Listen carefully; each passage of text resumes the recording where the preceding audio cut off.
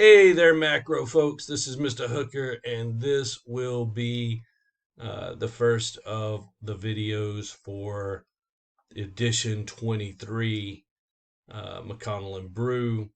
So, chapter one, let's get on into the action here. This is limits, alternatives, and choice. So, what is economics? Economics is a social science, not a hard science, but a social science concerned with making the optimal choices under conditions of scarcity. Basically, we wish we had everything. We don't. You probably are old enough to understand that by now. So we don't have everything we want. So we have to make choices. So our economic wants exceed society's productive capacity. Because we don't have that, we have unlimited wants and limited productive capacity. We have to make choices. And economics is all about studying how society makes those choices. So that's what this class really is. What do we do? How do we do it? So how do we make those choices and how do we allocate those resources to best deal with those choices? That's really all we're doing here. It may sound worse than it is, but really that's all it is. So the economic perspective is the viewpoint that envisions individuals and institutions making rational decisions in their own self-interest. So basically, we believe that everyone and every entity is a rational, self-interested entity or person. So everyone is self-interested, is rational and self-interested. So you are going to behave in a self-interested manner and you are going to behave rationally. So you may look at somebody and go, man, they're crazy. But they are still going to behave in an economic sense. They are still going to behave in a self-interested manner. And we believe that they will behave in a rational manner. So, it's one of those things. We don't believe that anybody is going to go completely off the rails. So we consider scarcity and the choices that people make based on that scarcity. The more scarce things are, the harder those choices get, and so we basically do scarcity with prices. The higher the price, the more scarce the good probably is. We do this with opportunity cost, which is the highest valued alternative foregone. We'll get into that a little bit later. And purposeful behavior to increase your utility. Utility is satisfaction. Think of it that way. Just remember, Mick Jagger attended London School of Economics before he joined the Stones. So, I can't get no satisfaction was probably about utility. Maybe. I don't know. I'm just spitballing on that one. Um, and then marginal analysis, basically comparing marginal benefits and marginal costs. You have all probably done this before. We won't charge you the back tax on that. Basically, if you've ever done a pro con list, you have done a marginal analysis. All the pros are the marginal benefits, all the cons are the marginal costs, and then you figure out which is better. And if the pros are better than the cons, or pro list is longer than the con list, you do it. And if the con list is longer than the pro list, you don't. And that is basically the same. All right. So you want the benefits to be greater than the cost. And if they are, well, yay, team, right? So let's look at scarcity and choice. Resources are scarce and therefore choices have to be made. We're going to look at the opportunity cost. So, like I said about opportunity cost here a little bit earlier, opportunity cost is really the highest valued alternative foregone. It is not about money, it is about objects. So, let's say that you go to a vending machine, everything in the vending machine is $1.25. Used to be $1. We've got inflation. It's $1.25 now. Don't blame me. Blame vending machine companies. I don't set prices, right? I had to pay them just like you. So everything's $1.25. You start looking around, saying, "What do you want? What do you want?" Everything's open. You have $1.25, so price isn't the object. You put $1.25 in, and you start looking, and you start narrowing things down. There are things in there that you immediately decide that you would not pay for, and then you narrow it down, and you come down to two options. you hit the button, and let's say a Snickers falls. The next best alternative to that Snicker, let's say at the moment, was a pack of the peanut M&Ms. So your opportunity cost for that Snickers was not the $1.25 because you had already put the $1.25 in. You were getting something. It is the peanut M&Ms that you gave up for that Snicker. That is how opportunity cost works. It is the highest valued alternative that you gave up. So sometimes we do things, we give up other things. Okay. There is no such thing as a free lunch. That's a kind of a common thing in economics, Tinsel.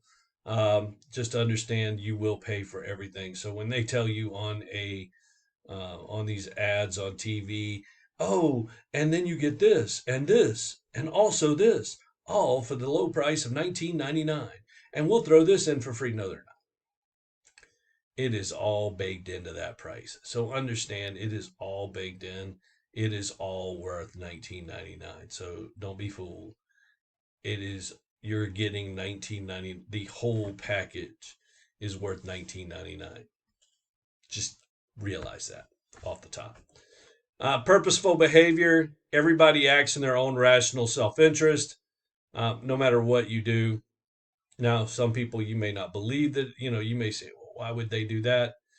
Because they believe that that is the best thing for them to do at that moment. Now, just remember, some people are short-term thinkers. Some people are long-term thinkers. You may be a long-term thinker and not understand what short-term thinkers are thinking. And you may be a short-term thinker and not understand what long-term thinkers are thinking. So just understand how that works. Individuals and utility. So here's the way this works. We as individuals are maximizing utility. That is satisfaction or happiness. Firms maximize profit. So we try to maximize our happiness. Firms try to maximize profit. Those two are often at odds because to maximize profit typically does not make a lot of people happy. You work a lot of people half to death to make a lot of profit. So, and that's not a lot of happiness. So, that firms and profit thing and the individuals and happiness a lot of times do not go well together. And so people are starting to see that, and the younger, if you're in that younger generation, you are kudos to you because y'all are starting to change the way businesses do business because you want that work-life balance that probably needs to be there, and they need to see that. So kudos to you folks. So you're trying to get that desired outcome from that. Marginal analysis is that comparison of marginal benefits and marginal costs, usually in the idea of decision making, like I said, pro-con list or other things in business. Marginal is extra or additional. So marginal means just one extra. So we always say one more, one additional.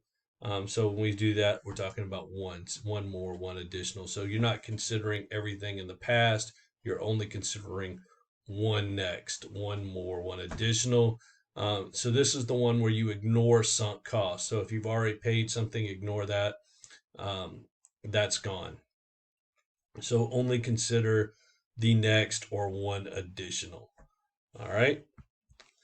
Some theories, some principles, some models. We are going to use the scientific method as best we can. We are a social science. We can't really do it, full on like you can in chemistry and biology. We would ruin nations. We would ruin states if we did that. But, we're going to do it the best we can. But it is the procedure for systematic pursuit of knowledge involving observation of facts and formulating and testing hypotheses to obtain theories, principles, and laws. So here are the elements. First, we observe, we formulate a hypothesis, test the hypothesis, accept, reject, or modify said hypothesis, and then continue to test the hypothesis if necessary. So we still have to do that.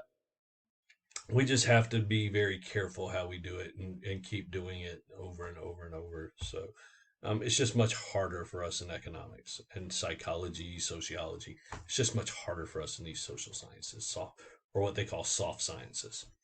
All right, so economic principles. There are a lot of generalizations in these things, and you'll hear me say the easy button, hit the easy button, because in these things sometimes we have to hit the some of the assumptions we make are hitting the easy button just because those generalizations are the easiest way to sort of assume things. The other things, equal assumption is the assumption that factors other than those being considered did not change. We also call this ceteris paribus. That C is like a hard K. So just stick with us on that. You'll see that a lot with demand and supply and some other things. We just need to make that ceteris paribus to make sure that everything kind of stays in line and only the two variables we want to change are the two changing and not all this other stuff that could change. We don't really want that to change, right? And graphical expressions, we can do this in tables, we can do this in graphs, we can do this a lot of different ways. So typically we do tables and graphs, just so you can see it in numbers, and then you can see the numbers expressed in a graph. So just be prepared for both. So just note that that will probably happen. Excuse me. All right. So we have microeconomics and macroeconomics. This video is for the macroeconomics class. But micro is individual consumers, firms, and individual markets. Macro is the big picture. So micro is the small picture. It's like the tree. Macro is like the forest. If you only have to take one class, I recommend taking macroeconomics. It will make you a better news watcher. Not going to try to make an economist out of you, but it will make you a better news watcher and a better understander of how the economy works in general, and a better citizen, maybe a better person, maybe a better person at the ballot box. I don't know. It still depends on how much you pay attention after that, but a better news watcher at least. So macro is to study the entire economy or a major aggregate of the economy. So aggregate is a whole or sum of. So you'll hear a lot about aggregate supply, aggregate demand toward the back end of the class, and that's what we'll start looking at. So positive and normative economics, normative. Positive statements are statements that are factual or at least factual based, right? They do not have to be true. They just have to be based on a verifiable fact. Can you go out and independently verify the fact? So you can see around my room a little bit. You can't really, this little office space that I have, you can't really see fully, but you can see it. So if I say that the walls in here are blue, you can tell that that is false. So my statements don't have to be true. They just have to be verifiable. Okay. And then you have to, if I said that, if we took you into a room, there were a number of people in the room. If I say that there are 20 people in the room, it doesn't matter how many people are in the room. If I say there are 20 people in the room, that is a positive statement because that is a verifiable statement. So that's still positive. You get the normative statements. That's like arguing with a 5-year-old because these are statements that involve value judgments, and you just can't win there. This is like the weather is too hot, the weather is too cold, my food is too hot, my food is too cold. The unemployment rate, if you go to straight economic statements like that, the unemployment rate is too high, the inflation rate is too high, the inflation rate is too low, we have too many unemployed people, those kinds of things. The tax rate is too high. Those kinds of things are all normative statements. Define too high, define too few, define too hot, define too cold. What may be fine for one may be too high for one, maybe too low for another. You need specific numbers for it to be a positive statement. When you just get into judgment calls, it's a normative statement. So don't worry about those. So know be able to identify them, but just understand that normatives can be value judgments and typically be in that range.